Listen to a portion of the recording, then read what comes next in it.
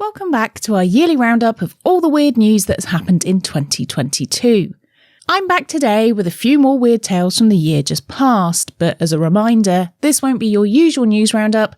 This is strictly the stuff that makes you go, wow. As quite frankly, the regular news is far too depressing, so instead we'll be exploring a few weird and wonderful stories that may have not made it into the regular newspaper. Now that's not to say that these stories don't dally with the dark side, because sometimes they most definitely do, but there's also plenty of light-hearted strangeness too. But don't worry, if anything is going to be hideously awful, then I'll give you a heads up first. So with the disclaimer out of the way, let's jump into November.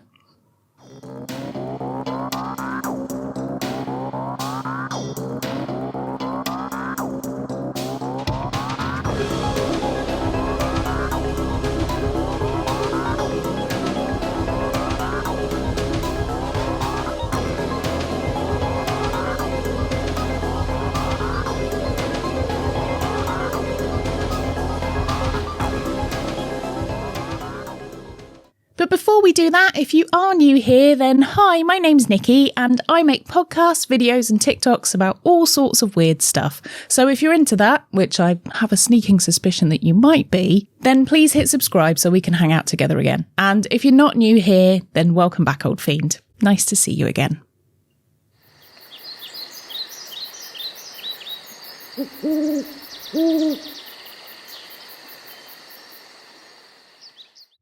Now, if you're anything like me, the thought of having to spend any longer than an hour in an airport will fill you with dread. But what if you got stuck in one permanently? Well, for one Iranian man, that hell on earth became a reality, and he lived and died inside an airport. Iranian-born Mehran Kirimi Nassiri found himself stuck inside Charles de Gaulle Airport in Paris when he was plunged into a state of limbo, as he couldn't legally enter the country. Nassiri was born in Soliman in 1945, a British jurisdiction of Iran, to mixed heritage parents. He had an Iranian father and a British mother. In 1974, he jetted off to England to study, but when he returned, he found himself in trouble with authorities after protesting against the Shah, and then extradited from the country and his passport was taken away. Now stuck abroad, he applied for political asylum all across Europe, and luckily he was given refugee papers in Belgium. However, the papers were stolen from him at a Paris train station. Without anything legal to prove he was allowed to stay in Europe, he was arrested in Paris and taken to the airport in 1988 to be sent back to Iran. But as he had no passport, he couldn't be deported and he couldn't go back outside as he'd be arrested again. So he just stayed where he was, becoming a permanent fixture in Charles de Gaulle Airport. All attempts to get Mehran help all led to dead ends, and when he finally received official documentation which gave him official refugee status, he refused to sign them, stating that he was nervous about what might happen if he did, plus the airport was his home. Mehran lived inside Terminal 1 for 18 years, finally leaving in 2006 to live in a shelter after he suffered some health problems. However, he returned back to the airport to begin living there again a few weeks before his death. If you think this sounds familiar, then you may have seen the Steven Spielberg film The Terminal, starring Tom Hanks, which has a very similar plot and which is loosely based on Mehran's story, in which a man gets stuck in legal limbo when his passport is destroyed after war breaks out in his fictional country. However, for Mehran, this was no Hollywood movie plot. This was his life, and even after the film, he still lived in poverty.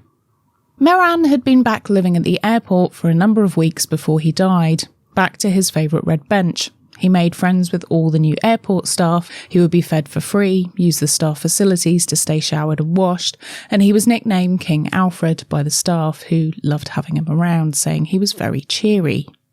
However, some staff did have concerns for his mental health. After all those years of staying cooped up inside, they said he was showing signs of being unwell and that they were concerned for his mental well-being. Mehran passed away on the 12th of November 2022 after suffering a heart attack. Airport staff and medical professionals tried to help him, but they said he passed away quickly and, most importantly, peacefully.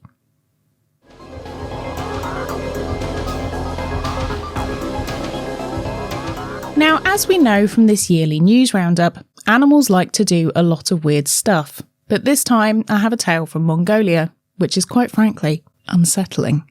A video surfaced online of a flock of sheep walking in a perfect circle. This would sound just impressive at first, until you learn that they'd been performing the behaviour for almost a fortnight. The People's Daily, a newspaper in China, first shared the footage that had been shot by a farmer in Mongolia of his flock of sheep that had been walking in perfect circles for a number of days. The video went viral instantly and garnered millions of views, as people began to speculate about what might be happening. The footage that was also recorded on security cameras overlooking the sheep's living quarters shows them walking slowly in one giant circle, all following each other.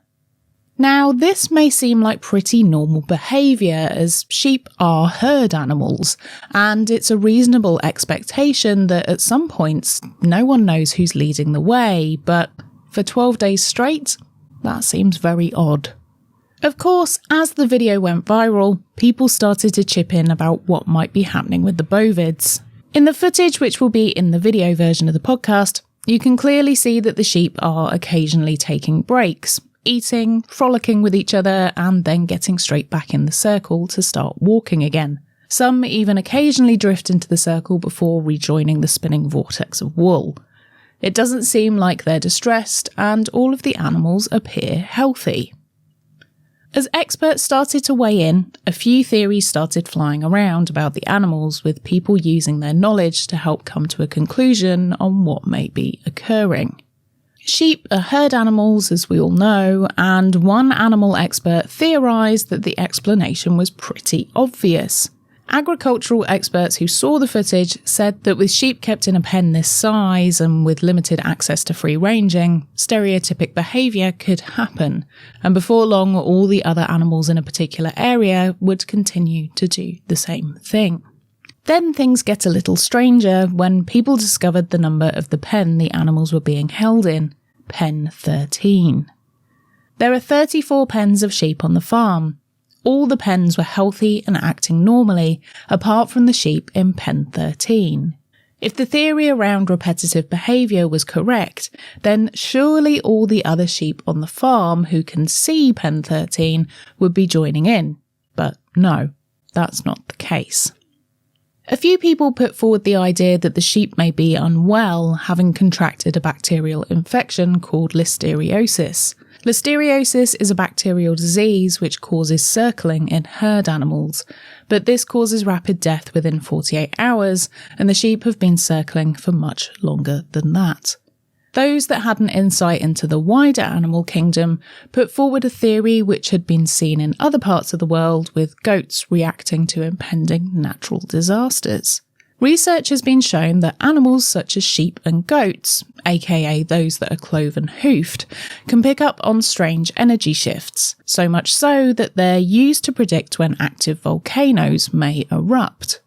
There is a family of goats that live on Mount Etna, an active volcano, and researchers were able to prove that the goats could predict an incoming eruption, leaving the mountain up to 6 hours before it blew its top. And that isn't a one-off. Over the years, they've managed to preempt 7 volcanic eruptions.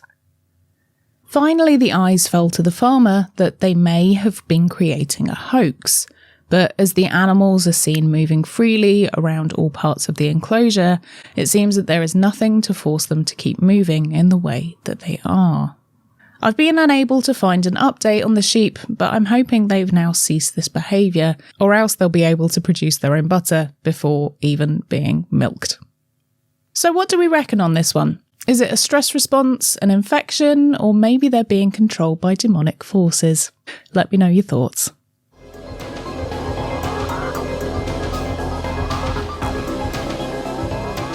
The days of treasure maps and finding a chest of stashed treasures sounds like a thing of the past, but since 2010, people have been going mad, with multiple people dying trying to find a treasure chest hidden in the Rocky Mountains.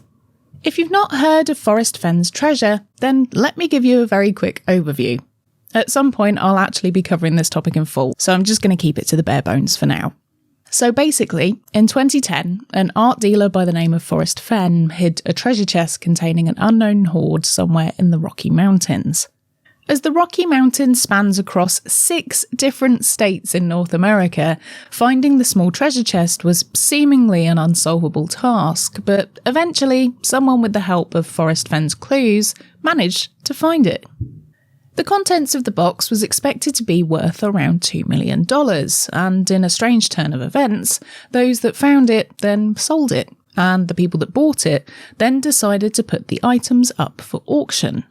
The contents which has been auctioned off was criticised as many believed the hoard should be kept together for posterity's sake, but it's now been disseminated, with people bidding on its component parts. Inside the treasure box, which was a selection of riches which Forrest had decided to gift to whomever found the box, were gold nuggets, old gold coins and expensive jewellery, which were all locked safely inside the trunk for 10 years, waiting to be found, and once they were quickly sold and then put on the market as collector's items. The treasure was found in 2020, and Forrest luckily lived to see it happen and to verify that the discovery was legitimate, dying 3 months later at the age of 90. The auction house selling the items is based in Dallas, Texas, and goes by the name of Heritage Auctions. They're a specialist auction house dealing in things like Hollywood collectibles, sports memorabilia, and other rare items. The treasure, which was auctioned off coin by coin, nuggets by nuggets, and necklace by necklace, started with bidding as low as $210 for a small coin, but went up into the thousands. Overall, the sale of the items amassed a whopping $1.3 million. You may think that was a little short of what it was originally valued at, but from what I can understand, a group of former treasure hunters formed an LLC, a limited liability company, to purchase the treasure, and then they decided to keep the 2 most iconic things about the treasure, the chest and a golden dragon bracelet. The sale of the treasure upset a lot of people who had been looking for the hoard for years, and those that had been key members of the search party were gifted a coin from the hoard as acknowledgement for their involvement. But this left a lot of people deemed not part of the main searchers without a literal penny, which made for a lot of backlash online via the forums on Reddit, which have been discussing the treasure hunt for years. However, the counter-argument from those selling the items was that they were giving everyone the opportunity to own a piece of the fortune. But of course, doesn't that slightly detract from the fact this was meant to be a distribution of Forrest's wealth? So, what do we think about this one? Do you think the treasure should have been distributed fairly, or do you think this is a case of finders keepers? Let me know your thoughts.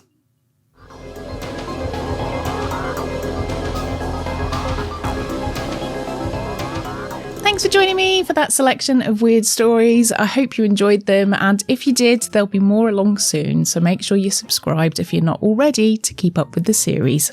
If you're enjoying this little mini-series and what I make in general, and you want it to continue, then the best way to support me is to become a Patreon supporter. Like our executive Patreon producers, Amy, Christina, Jess, Karen, Kate, Kevin, Mary, Sally, Sam, Sarah and Veronica. And huge thanks to all of my other patrons too.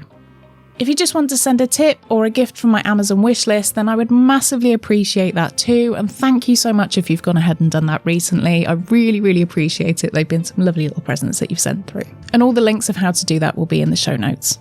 A huge big thank you for even considering doing any of those things. It means the absolute world. And thank you so much for your support. I really appreciate it.